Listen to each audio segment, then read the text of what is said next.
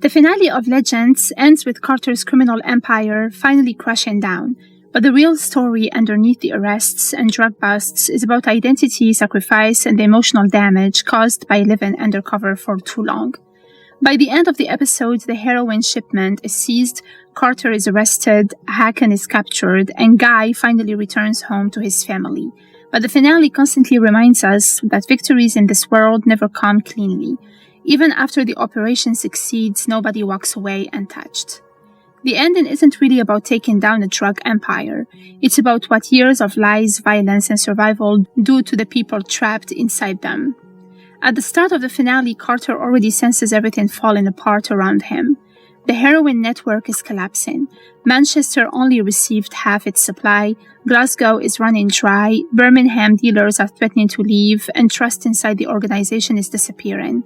But the biggest crack isn't logistical, it's emotional. The revelation about Eddie's son changes everything. When Carter learns Eddie's son died from a heroin overdose connected to their own network, he immediately understands the danger. Eddie is no longer just a loyal criminal partner. He's now emotionally compromised, grieving, and unpredictable. Ironically, Carter initially reacts with total coldness. Addicts die all the time. That line perfectly captures who Carter has become. He built his empire by emotionally detaching himself from the destruction he caused. Deaths only matter when they threaten business. But he also realizes something else. Eddie now has nothing left to lose. That becomes the beginning of Carter's downfall. Eddie's betrayal isn't motivated by revenge alone, it's guilt. After years of helping flood Liverpool with heroin, his son becomes one of the people destroyed by the very system he helped build. The tragedy forces him to finally confront the human cost of his work. What makes Eddie compelling is that he's realistic about it. He openly admits taking down Carter won't end drug trafficking. Someone else will eventually replace him, and heroin will return to the streets. But he still believes stopping this shipment matters because even a temporary interruption could save lives. That belief becomes the moral core of the finale. For Eddie, this isn't about redemption, it's about preventing more fathers from ending up exactly like him. One of the most interesting parts of the finale is that Carter never fully stops trusting Guy. Even after paranoia spreads everywhere, Guy's undercover identity remains convincing because he understands criminals emotionally, not just strategically. That's what Don warns him about earlier in the episode. Don recognizes something dangerous. Guy no longer knows where the legend ends and the real person begins. The undercover role consumed him so completely that even his wife no longer recognizes him. Sophie refuses to let him come home because she understands the truth before Guy does. He's bringing the operation back into their family life psychologically.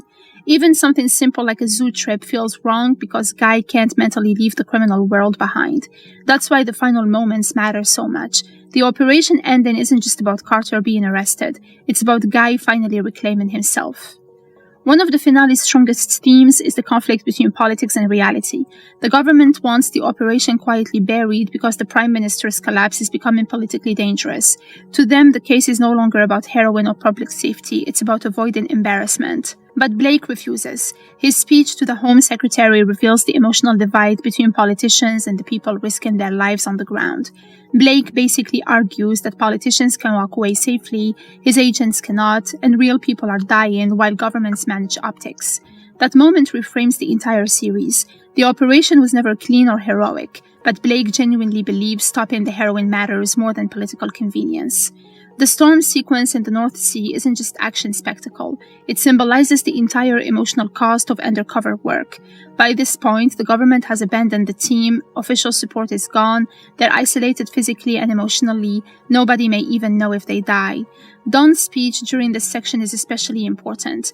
He explains that undercover work permanently destroys normal life.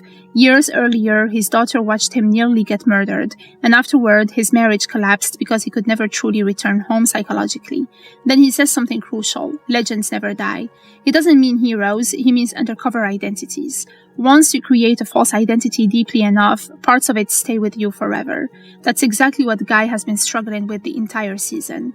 Carter's scenes with his mother reveal the emotional truth behind his empire. Despite all his money and power, he still desperately wants validation.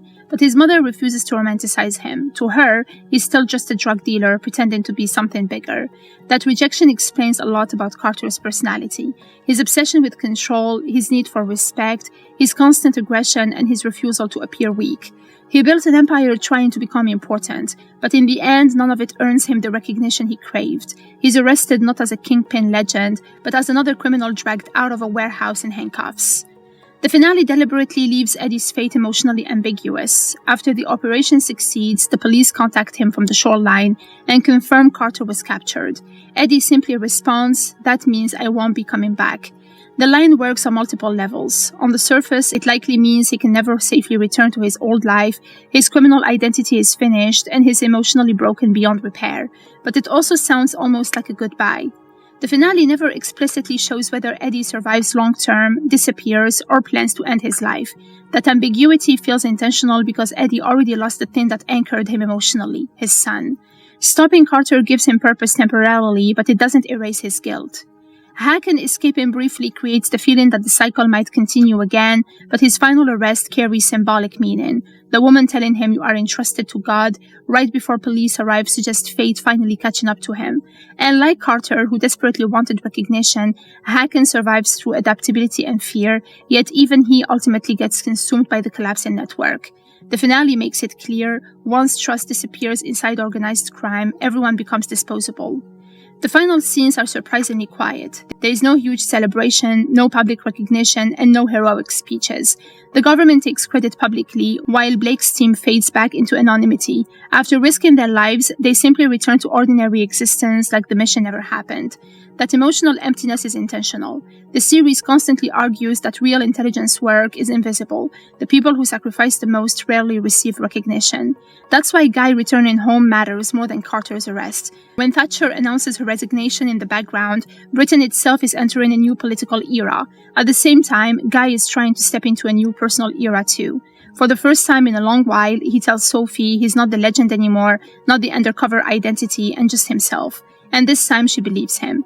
That final moment with Lily running into his arms becomes the emotional payoff for the entire series. Because after years of pretending to be someone else, Guy finally chooses something Carter never could, a real life instead of a constructed empire. But the final shot still leaves one lingering feeling behind. The danger may be over, but the psychological scars of becoming a legend never fully disappear.